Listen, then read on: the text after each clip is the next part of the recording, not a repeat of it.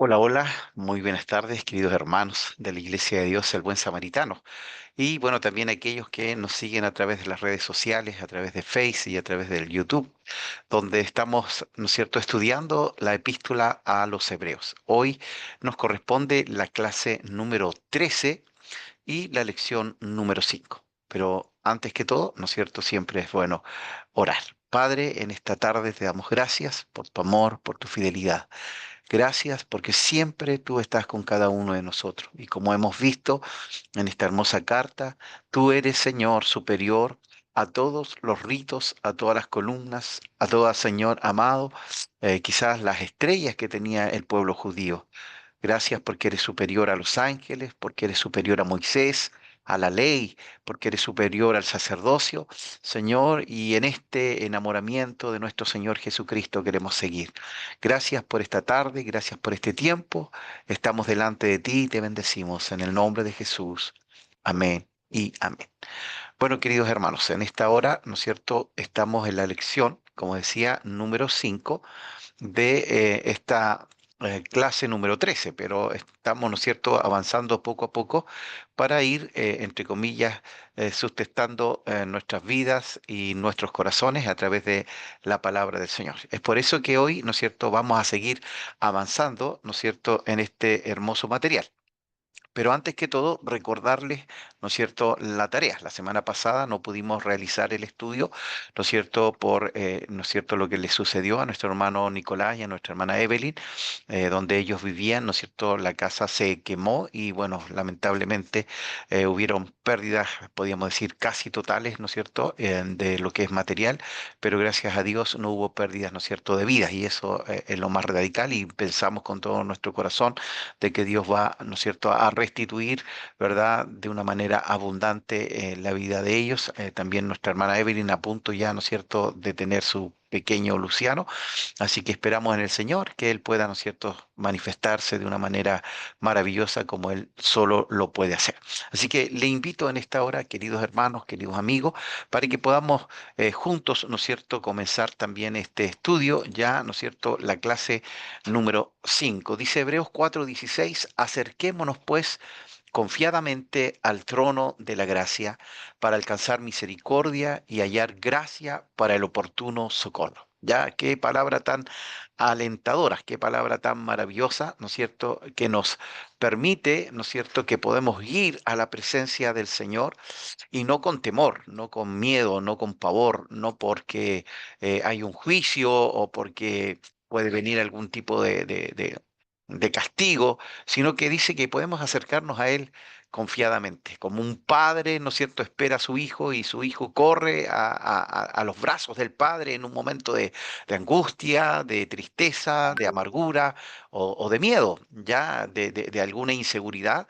Así nosotros podemos ir a nuestro Padre, ¿verdad? A ese trono que dice que es un trono de gracia, ya de un regalo inmerecido, porque ninguno de nosotros merecía poder estar, ¿no es cierto?, en los brazos del Señor. No éramos pueblo de Dios, pero a través de Cristo ahora somos parte de este pueblo, ¿ya? Y así podemos alcanzar misericordia, ¿no es cierto? Que el corazón de Dios baja a la miseria humana, ¿verdad? Y le ama y le perdona y le restaura, ¿ya? Porque ese es el propósito de Dios, es salvar, restaurar, ¿no es cierto?, hasta que todos lleguemos a la estatura del varón perfecto, ¿no es cierto? Y podamos hallar gracia, dice este regalo nuevamente, ¿verdad? Sin merecerlos, es un don, es un regalo, ¿verdad? Dado por parte de Dios para cada uno de nosotros para el oportuno socorro, ¿ya? Hay un proverbio que me gusta mucho que dice, torre fuerte es el nombre de Jehová, a él correrá el justo y será levantado. Qué hermoso es que usted puede ir allí, a ese trono. de Dios, ¿verdad? Ese trono de gracia. Y también puede ser socorrido, puede ser levantado, puede ser restaurado. Así que recuerde bien entonces, ¿verdad? Este hermoso pasaje de la Escritura que está en el libro de Hebreo y que nos motiva a acercarnos al Señor. Ya la clase pasada no la pudimos tener, así que la tarea está pendiente. Usted tiene que buscar un texto, ¿verdad?, del libro de Hebreo que le parezca, que le guste, que le llamó la atención, ¿verdad?, para que lo pueda compartir con cada uno de nosotros. Hoy seguimos avanzando en el capítulo 4, en esta clase número 5, pero en Hebreos 4, del 14 al capítulo 5, verso 10. Y es por ello, ¿no es cierto?, que en esta hora también yo quisiera compartir con ustedes, ¿verdad?, una reflexión pequeña, ¿no es cierto?, de un estudio que está ahí en la plataforma Right Now, ¿no es cierto?, plataforma que nosotros tenemos como iglesia también, ¿verdad?, y que es de mucha bendición. Así que con mucha atención pueda observar el mensaje que nos trae nuestro querido hermano.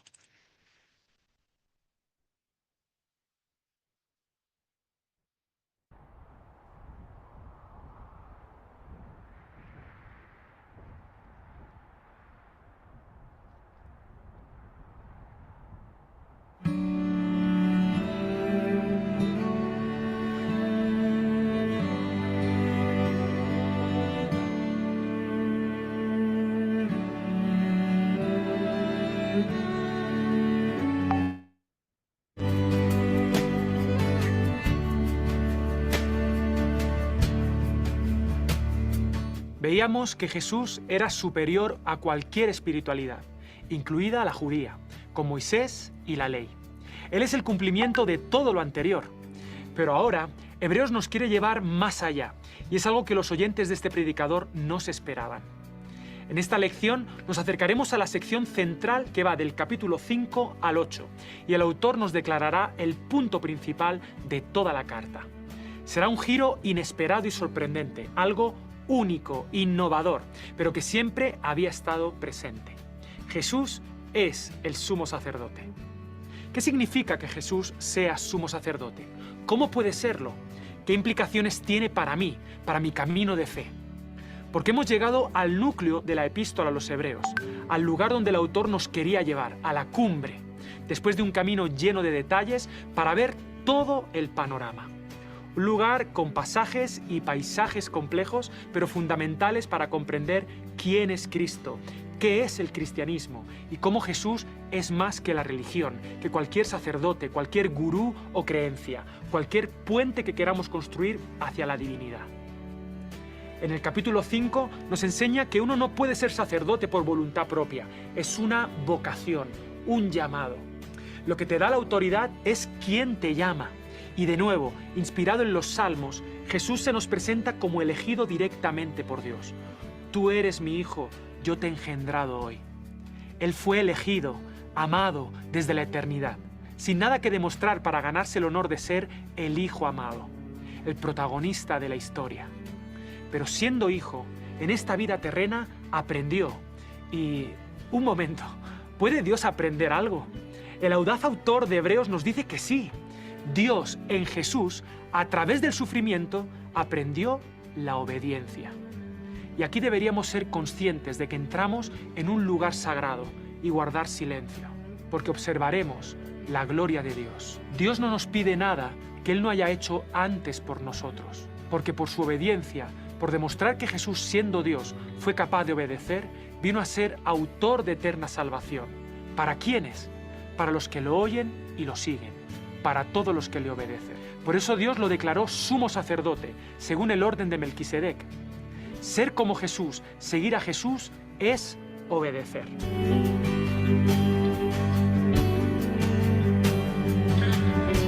A partir de aquí, aparece de nuevo una seria advertencia. La epístola a los Hebreos tiene varias de estas frases muy serias, que mal interpretadas pueden llevarnos al abandono y a sentirnos que no damos la talla. Pero la intención del autor no es esa. Nos expone serias advertencias, porque el nivel de lo que está diciendo es altísimo y debemos ser consecuentes con lo que este pastor nos está enseñando. De hecho, después de esta dura advertencia para que seamos conscientes de la gravedad de su propuesta, nos animará durante todo el capítulo 6. Nos insta a no despreciar todo el esfuerzo de Dios que ha expuesto, porque fuera de nuestra confianza en Él no hay salvación. Pero interpela directamente a sus oyentes y les dice que en cuanto a ellos, espera cosas mejores. Porque Dios ve el trabajo que han realizado hasta ahora, y si tú estás escuchando este mensaje, estos ánimos son para ti, para que tengas plena certeza de la esperanza. Tu sumo sacerdote ha intercedido por ti. Eso es suficiente. No pisotees su trabajo. Dios lo juró doblemente por sí mismo y su palabra. Juró que nos salvaría, que nos bendeciría, que nos sostendría en su esperanza. Él es el gran protagonista. Jesús es más que cualquier esperanza. Él es suficiente para ti y para mí. Es nuestra ancla del alma. Jesús entró a la presencia de Dios a través del velo. Fue nuestro precursor y fue hecho sumo sacerdote para siempre, según la orden de Melquisedec. Melquisedec ya lo ha mencionado 3 veces. ¿Quién es este personaje enigmático en el que el autor de Hebreos se inspira para hablar de Jesús como más que los sacerdotes levíticos? El capítulo 7 nos lo explica. Vemos en él una imagen extraordinaria de Jesús ya en el Antiguo Testamento. En la época de Abraham era rey de Salem, pero también sacerdote del Dios Altísimo. Y esto ya es significativo, porque uno no podía ser rey y a la vez sacerdote. Pero este personaje sintetizaba estas dos identidades. Es raro, ¿verdad? Era rey de justicia, rey de paz. Y este personaje desconocido, casi fuera del tiempo, permanece sacerdote para siempre. Abraham, el padre de la fe de los que confían, le ofrendó y Melquisedec lo bendijo. Y el mayor bendice siempre al menor.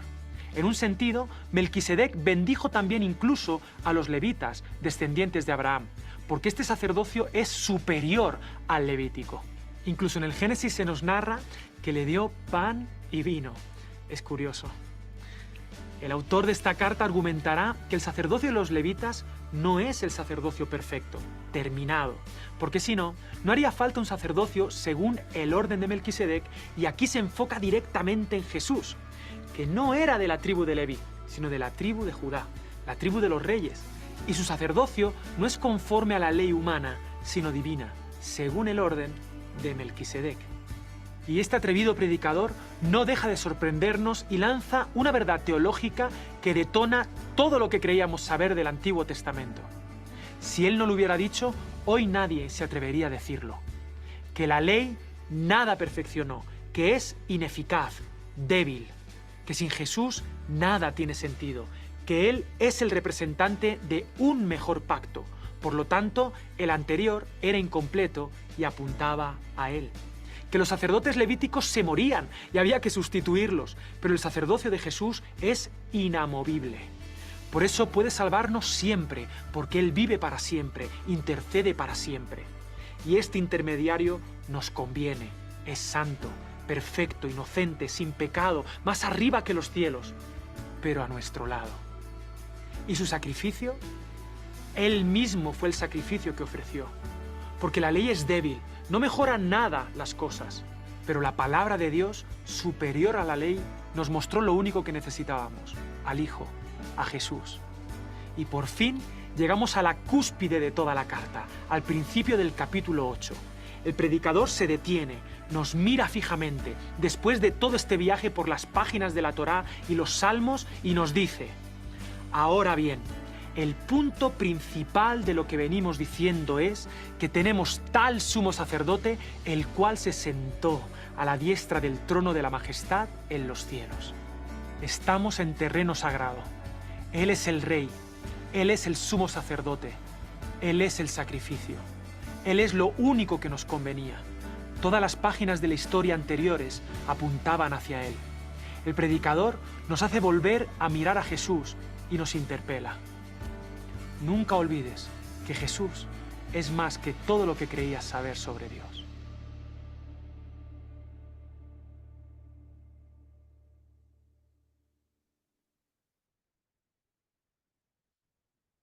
Bueno, ahí teníamos, ¿verdad? esta hermosa reflexión o estudio, ¿verdad? Que nos enseña más profundamente también este hermoso libro del libro de Hechos, ¿ya? Y cuán interesante es, ¿verdad? Que podamos acceder a ese trono de gracia, ¿no es cierto? Y alcanzar, ¿verdad? Misericordia. Dios es bueno, Dios es fiel y Él nos permite, ¿no es cierto?, cada día poder avanzar en la gracia del Señor, en el camino de nuestro buen Dios. Así que en este día, queridos hermanos, estamos acá, ¿verdad?, partiendo este maravilloso libro de Hebreos, en el cual queremos seguir creciendo y avanzando con la ayuda de nuestro buen Dios. Entonces, hoy nos corresponde esta clase número 5 que abarca desde el capítulo 4 hasta el capítulo 5, ¿ya? Y como bien veíamos en el video, ¿no es cierto?, en esta hermosa reflexión con respecto a que ahora ya, ¿no es cierto?, vimos que Jesús era superior a los ángeles, era superior a Abraham, a Moisés, era superior a la ley, también es superior, ¿verdad?, al sacerdocio levítico, ya un sacerdocio, ¿verdad?, instaurado por parte de Dios mismo allí, ¿no es cierto?, en el desierto, donde se le señala, ¿no es cierto?, a Moisés, ¿verdad?, eh, como ¿no es cierto?, ah, estadista y a Aarón como su hermano, ¿no es cierto?, allí. Así que se me había pegado el PPT. Dice Jesús, el gran sumo sacerdote, ¿ya? Y hemos hablado ya cuál era la función de un sacerdote y cómo el sumo sacerdote, ¿no es cierto?, israelita, tenía que entrar una vez al año en el día de Yom Kippur, ¿no es cierto?, 10-12 de febrero, de octubre aproximadamente, ya, recuerde usted que ellos tenían un calendario lunar, ¿no es cierto?, de 29 a 30 días. Nosotros tenemos un calendario solar de 30 a 31 días. Por eso es difícil, ¿no es cierto?, poder calzar bien la fecha. Siempre hay un juego allí. Pero lo importante es que este sumo sacerdote tenía que entrar una vez al año, pero él tenía primero que pedir perdón por sus pecados y después por el pecado del pueblo. Jesucristo, ¿no es cierto?, es el Cordero de Dios que quita el pecado del mundo y él no necesitó pedir perdón por sus pecados porque él, ¿no es cierto?, estaba limpio, él no había cometido pecado y por lo tanto, ¿no es cierto?, no necesitaba pedir perdón por sus pecados. Ya el justo por los injustos para llevarnos al Señor. Ya ante la grandeza de su persona y de su obra, vamos a ver el capítulo 4 versos 14 al 16. Este sumo sacerdocio que es una vocación, es un llamado divino, ya. Por eso Melquisedec estaba sobre, ¿no es cierto?, el sacerdocio arónico, ya, o sobre el servicio levítico, y es por ello que él era rey y sacerdote, Melquisedec, ya, una función que bien nos decía nuestro hermano, no podía estar juntos, ya, o se era rey o se era sacerdote. Saúl fue desechado porque él ofreció sacrificio, que era una función sacerdotal, ya, pero acá vemos, ¿no es cierto?, que este Melquisedec, que no tenía padre, ni madre, ni genealogía, era, ¿no es cierto?, este rey de justicia y príncipe también de paz, atributos que son exclusivos de nuestro buen Dios, ¿ya? Entonces es un llamado divino, ¿verdad? Y también este Jesús, este Hijo de Dios, este Dios mismo, fue designado por Dios como este nuestro gran sumo sacerdote. Y por eso los capítulos 8, ¿no es cierto?, de Hebreo y me parece que también el 9, ¿verdad? Allí, ¿no es cierto?, nos muestra esta función sacerdotal que permite que usted y yo podamos entrar confiadamente y libremente al lugar santísimo por la sangre derramada allí en la cruz del Calvario. ¿Ya? Entonces, estos versículos que tienen que ver con esta grandeza de su persona y de su obra, verso 14 al 16, dice, por tanto, teniendo un gran sumo sacerdote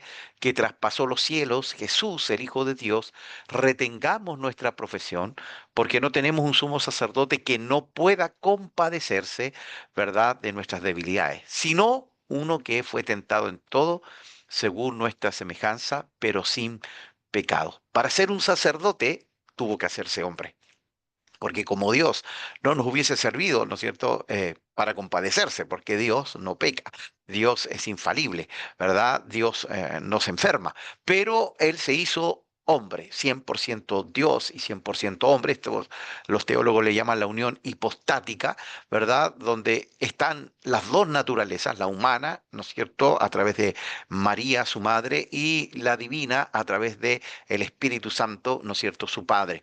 ¿Ya? Entonces, qué tremendo es, ¿verdad?, que este Señor pudo caminar entre nosotros en medio de tanta tiniebla, de tanto pecado, pero sin pecado. Y por eso también Él pudo compadecerse de nosotros. Recuerde que Jesús fue llevado al desierto para ser tentado, pero Él no cayó en la tentación, sino que salió airoso, victorioso, fue guiado por el Espíritu al desierto, pero dice la palabra que Él volvió en el poder del Espíritu y comienza allí su ministerio, ¿no es cierto?, con sanidades, con milagros, con prodigios y anunciando que el reino de los cielos se ha acercado. Porque no tenemos un sumo sacerdote que no pueda compadecerse de nuestras debilidades, ¿ya? Sino uno que fue tentado en todo, según nuestra semejanza, pero sin pecado. Esa es la diferencia de Cristo con nosotros. Él no cometió pecado y por eso él no podía morir, porque recuerde usted que la paga del pecado es muerte, más la dádiva, el regalo de Dios es vida eterna. Él no tendría que haber muerto, pero él se dio por nosotros. Por eso su sacrificio fue una ofrenda dada por él mismo a su Padre Celestial en propiciación, en pago por nuestros pecados, por nuestras iniquidades. Entonces, el llamado es acérquese, acerquémonos pues confiadamente. Ya, qué hermoso. Este sumo sacerdote se compadece de nosotros y no solo no se compadece, sino que nos permite entrar libremente allí al lugar santísimo, un lugar exclusivo para el sumo sacerdote una vez al año, que hoy usted puede entrar e ingresar en cualquier momento. Las 24 horas del día, Él está con sus brazos abiertos para que podamos alcanzar misericordia y hallar gracia para el oportuno socorro. Qué hermoso es lo que Dios ha hecho a través de su Hijo Jesucristo para que usted y yo podamos entrar, ¿verdad?, allí, a ese lugar precioso, a ese lugar maravilloso que es la presencia de nuestro buen Dios. Entonces, aquí hay dos exhortaciones. Hay una primera exhortación a la perseverancia y también, ¿no es cierto?, una exhortación a la oración. Recuerde usted que esta es una iglesia que está siendo perseguida, es una iglesia que está siendo atribulada, es una iglesia, ¿verdad?, que quiere abandonar la fe. Por eso hay advertencias allí, ¿no es cierto?, que no debemos descuidar esta salvación tan grande y que no endurezcamos nuestro corazón. Entonces, es un llamado a perseverar en medio del conflicto, en medio de la prueba, en medio, ¿no es cierto?, de la enfermedad, en medio de la falta de trabajo, en medio de conflictos familiares. Usted y yo hemos sido llamados para perseverar hasta el final, puesto los ojos en Jesús, el autor y consumador de nuestra fe. Pero también es una hermosa exhortación a ir y entrar a ese lugar santísimo, a poner nuestro corazón y doblegarlo delante del Señor, ¿verdad? Porque Jeremías dice, clama a mí, y yo te responderé y te mostraré cosas grandes y ocultas que tú no conoces. Ya, es decir, debemos buscar al Señor, buscar a Jehová mientras pueda ser hallado. Y esto es a través de la oración. La oración es la conversación con Dios, así como usted conversa con su padre, con su esposa, con sus hijos, así como usted conversa con un amigo, así también Dios espera que nosotros podamos conversar. Orad sin cesar, dice Pablo a la iglesia de Tesalónica, ¿verdad? Orad sin cesar, dar gracias en todo, porque esta es la voluntad de Dios para con nosotros en Cristo Jesús. Hay un poder sobrenatural en la oración. Cuando usted predica, cuando usted enseña, puede estar ante una multitud, ante un grupo de miles de personas o dos o tres personas, pero cuando usted ora, usted está ante el trono glorioso de nuestro Señor, ¿verdad? Y usted puede bendecir al mundo entero, usted puede orar por las naciones, por los continentes, usted puede orar, ¿no es cierto?, por el misionero que está al otro lado del mundo. Y la palabra de Dios dice que la oración, ¿verdad?, eficaz del justo puede mucho. Así que le animamos, queridos hermanos, queridos amigos, para que podamos perseverar primero que nada en la fe, esta fe que ha sido golpeada, ¿verdad? En este mundo posmoderno. Ya hoy se habla, ¿verdad?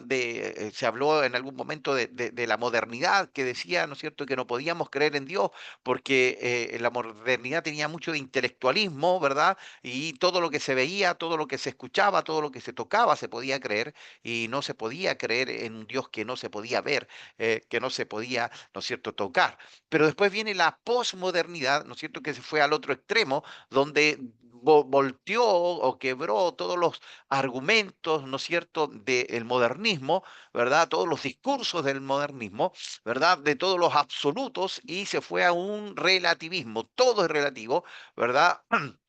Y si a ti te parece bien, está bien, y no importa que al otro le parezca mal, lo importante es que tú disfrutes, que tú, ¿no es cierto?, el hedonismo, ¿verdad? Gozo, placer, a cualquier precio.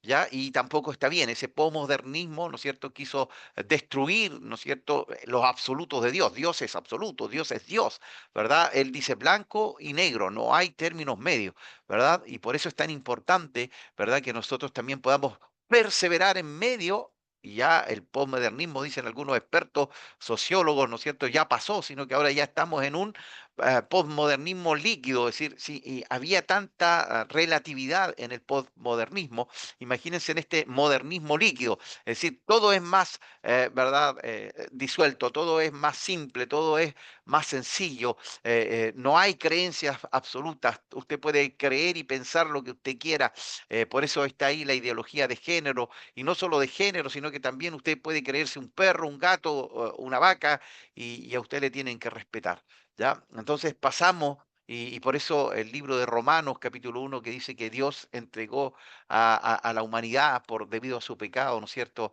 a cosas realmente, ¿no es cierto?, inconcebibles. El hombre ha perdido todo temor a la palabra, todo temor, toda reverencia, y por eso la iglesia tiene que ser luz y sal, tiene que perseverar, y por eso también usted, querido hermano, tiene que orar, orar, orar y orar, ¿no es cierto? Es lo más importante que podemos realizar o que podemos hacer.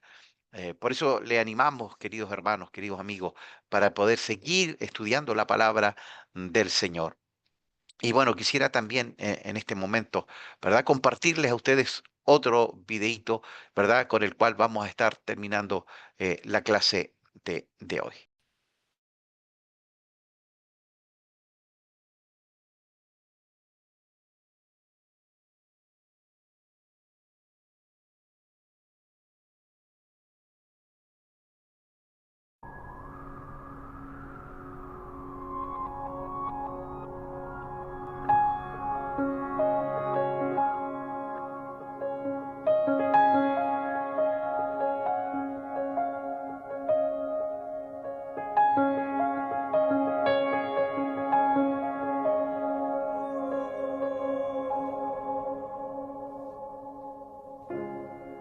Después de enseñarnos que Jesús es el puente ideal entre Dios y los hombres y Dios, Hebreos continuará su disertación para ampliar nuestra mirada, porque veremos en los capítulos 9 y 10 que Jesús es más que cualquier sistema religioso, social, político, económico o cultural, porque alrededor del sumo sacerdocio hay un sistema, una manera de vivir la espiritualidad, mecanismos que intentan que todo esté en orden en medio del caos. Leyes externas que pretenden contener nuestra maldad y corregir los errores personales y sociales, pero siempre es insuficiente. Todas las culturas creen en un axis mundi, un eje del mundo, aquello que da sentido y organiza todo lo demás, que mueve toda la sociedad, que rige nuestra manera de vivir, un lugar sagrado de toda la realidad. Para las tribus antiguas podía ser un árbol sagrado, una montaña, el monte Olimpo para los griegos, para los judíos el tabernáculo, posteriormente el templo. Para los romanos era Roma, la ciudad eterna. Para nosotros hoy, los centros que mueven la economía mundial. Todos tenemos un axis mundi y todos tenemos sumos sacerdotes que nos enseñan cómo funciona nuestro mundo. En el capítulo 8 de Hebreos nos presenta a Jesús, nuestro gran protagonista, y lo comparará con los otros sacerdotes. Para algunos, Jesús era un recién llegado, un segundón, quizá un parche, porque lo importante era lo anterior, el sistema anterior con todos sus ritos y mecanismos de salvación. El autor de Hebreos le dará la vuelta a la tortilla a este argumento. Jesús no es el último en llegar. Nos dirá que ese sistema anterior solo era figura y sombra de lo real, de las cosas celestiales, que todo lo anterior era un performance, una representación, una manera externa de explicar la realidad eterna. De la misma manera que enseñamos a los niños con objetos físicos realidades abstractas, la humanidad también necesitaba este proceso de aprendizaje para llegar a la revelación de Jesús. El verdadero Axis Mundi, la razón de todo. Porque la intención de Dios fue siempre escribir su ley en nuestros corazones. A partir del capítulo 9 nos presentará este nuevo pacto, que en realidad es el pacto verdadero, pero lo explicará con las figuras, las representaciones del antiguo pacto, para que lo entendamos más profundamente. Y de nuevo nos llevará al desierto, como buenos errantes, y nos mostrará el tabernáculo, el lugar donde el sumo sacerdote ejercía sus funciones. El lugar de la cita con Dios. Estaba decorado de una forma hermosa, con una mesa para invitados, con pan, un candelabro siempre a punto. El lugar santo. Pero más adentro se encontraba el lugar santísimo, su axis mundi, donde se encontraba el arca del pacto, el lugar de la presencia de Dios. En el primer lugar, el lugar santo, los sacerdotes podían estar todo el tiempo, pero en el lugar santísimo el protocolo era mucho más cuidadoso. El sumo sacerdote solo podía entrar una vez al año para ofrecer sacrificio por los pecados de todo el pueblo. Así, el perdón, desde ese axis mundi, afectaba a todo el mundo. Esto traía orden en medio del caos, un sistema basado en el perdón inmerecido que Dios ofrecía a través del sacrificio de un inocente. Toda la estructura social se fundamentaba en este hecho. El centro de la cultura judía era el perdón de pecados desde el lugar santísimo a través del sacrificio de un inocente de manos del sumo sacerdote. Todos estos detalles eran representaciones para explicar la verdadera realidad. Jesús, nos dirá el texto, es el sumo sacerdote, pero también el sacrificio y también el lugar santísimo. Él es la síntesis de todo el sistema que se intentaba explicar en el Antiguo Testamento, como el que explica a sumar con manzanas a un niño.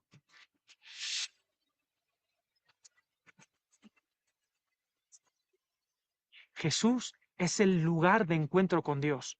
Él es la presencia de Dios. Él es el sacrificio, un sacrificio que no depende de nuestro esfuerzo. Es un trabajo del sumo sacerdote. Jesús es el perdón de Dios en su máxima expresión. Y alrededor de él se construye todo el sistema de todo el mundo. El único sistema capaz de sostener la humanidad. El perdón inmerecido que viene del amor de Dios. Y siempre fue así. Ese sacrificio no es algo que limpia solo de manera externa. Jesús es más que el sistema imperfecto anterior. Él limpia más profundamente, limpia nuestras conciencias. El autor de Hebreos insiste, ¿por qué llamamos al Nuevo Testamento Nuevo Testamento? Jesús vino y tenemos su testamento porque Él murió. Antes de su muerte no podíamos disfrutar plenamente de los beneficios del Nuevo Testamento, aunque antes ya se nos estaba anunciando sus intenciones, su voluntad. Todas las figuras anteriores eran un performance de Jesús. Jesús es más que los sacrificios, porque Él es el amor sacrificado de Dios por nosotros. Él entró al lugar santísimo, no el teatral del tabernáculo, sino que atravesó el cielo mismo y quitó de en medio para siempre el pecado. Jesús es más que cualquier sistema que quiere traer orden al mundo. Y en el capítulo 10 terminará esta sección a lo grande, casi con fuegos artificiales. Me lo imagino escribiendo en mayúsculas. La ley no puede perfeccionar a nadie. Los sacrificios no pueden quitar los pecados. Qué osadía por parte de este autor. Solo la voluntad de Dios, la intención de Dios a través de Jesús puede salvarnos. Estos cristianos de Hebreos se sentían tentados a volver atrás, a los sistemas que les prometían mayores beneficios. Pero aquellos sacrificios eran imperfectos, no tenían validez real, a menos que apuntaran a Jesús. ¿Por qué querríamos conformarnos con las figuras de Jesús teniendo a Jesús? El predicador nos recordará el texto de Jeremías. Él pondrá su ley, su sistema operativo en nuestros corazones. Nadie puede superar esa transformación. Por eso, nos invita a acercarnos a Dios a través del verdadero velo, Jesús mismo, que fue traspasado para que podamos llegar al Padre. Y construyamos así una sociedad desde su perdón, no en base a la ley, estimulándonos a reflejar ese amor los unos por los otros y juntándonos en comunidades de fe, que esta sea nuestra costumbre. Finalmente, aparece otra advertencia del peligro de negar esta realidad. Si despreciamos la sangre de Jesús, el esfuerzo de Dios por nosotros, que es lo único que puede traer orden a nuestra vida, lo único que nos espera es el caos, la oscuridad. No hay otra salvación que Jesús. No hay otra razón, otro axis mundi real. Solo Jesús. Pero esta advertencia no es para desanimarnos, sino un aliento activo a los oyentes, que habían pasado por muchas pruebas difíciles, por muchos envites, siendo menospreciados, siendo un espectáculo, pero resistían. Nosotros como cristianos hoy también podemos sentirnos así, porque solo tenemos a Jesús. Y otros sistemas quieren despreciar nuestro mensaje y nuestra contracultura cristiana basada en el perdón de Dios.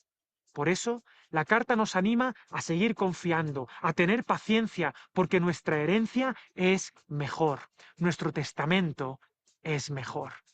La voluntad de Dios, la intención de Dios por nosotros es mejor que todo lo demás. Solo nos pide que confiemos, mas el justo por la fe vivirá. Si escuchamos su intención, tengamos fe, confiemos y actuemos. Empoderados con esta verdad, hagamos entonces nuestras las últimas palabras de este capítulo. Pero nosotros no somos de los que retrocedemos para perdición, sino de los que tienen fe para preservación del alma.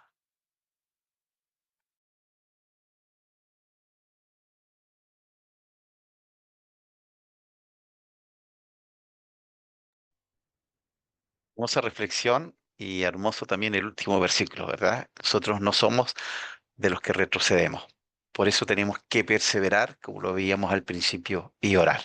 Orar y perseverar, perseverar y orar. Así que ha sido un placer nuevamente estar con cada uno de ustedes, queridos hermanos, y que la gracia y la bendición del Señor sea con cada uno de ustedes. Y que este versículo sea una realidad. Nosotros no somos de los que retrocedemos, sino que en Cristo podemos seguir avanzando. Gracias, Señor. Te alabamos, te bendecimos y te glorificamos por este tiempo especial. Pedimos que tú te puedas seguir manifestando y glorificando en medio de tu iglesia, en medio de tu pueblo. A ti damos honor, a ti damos gloria, a ti damos honra y por eso en esta hora también bendecimos tu nombre. Gracias, Señor. Permítenos entrar confiadamente al trono de gracia, a ser perseverantes, a orar sin cesar y, como decía el último versículo también, a poder, Dios mío, avanzar con tu ayuda, con la gracia divina, con el poder del Espíritu Santo. Tu bendición hoy y siempre sobre cada uno de nosotros, en el nombre de Jesús. Amén y amén. Entonces no se olviden, queridos hermanos, para la próxima semana sí comenzamos pidiendo, ¿no es cierto?, los textos de memoria, que el texto que más le haya llamado la atención de este hermoso libro de Hebreos. Bendiciones, que Dios les guarde a cada uno de ustedes.